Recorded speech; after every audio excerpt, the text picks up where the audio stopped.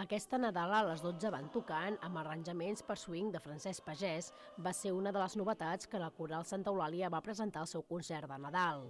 La formació que dirigeix Andreu Brunat va interpretar 7 Nadales tradicionals més, majoritàriament catalanes, amb títols habituals al seu repertori com el Desembre congelat, El noi de la mare o amb una teatralització La pastora Caterina.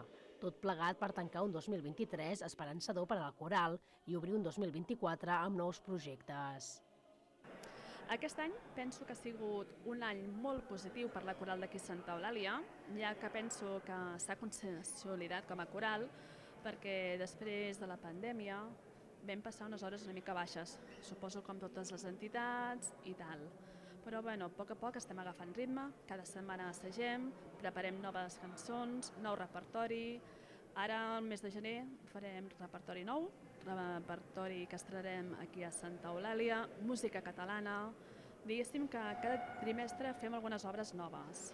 La Coral Santa Eulàlia va convidar al concert de Nadal al Cor a Cors de Reus, l'altra novetat de la jornada. Una formació completament femenina que va oferir un programa basat en música moderna, espirituals negres i estàndards del jazz.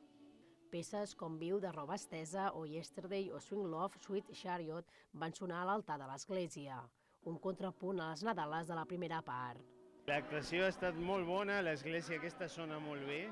Jo ja la coneixia perquè fa molt d'anys ja vaig venir amb un altre coral, de Reus també, però sí, i a més el públic ha estat molt càlid, molt bé els aplaudiments, i un plaer també compartir amb la coral d'aquí, que sona molt bé, sí, és molt bona.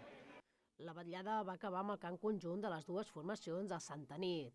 El concert de Nadal va obrir gairebé l'església parroquial.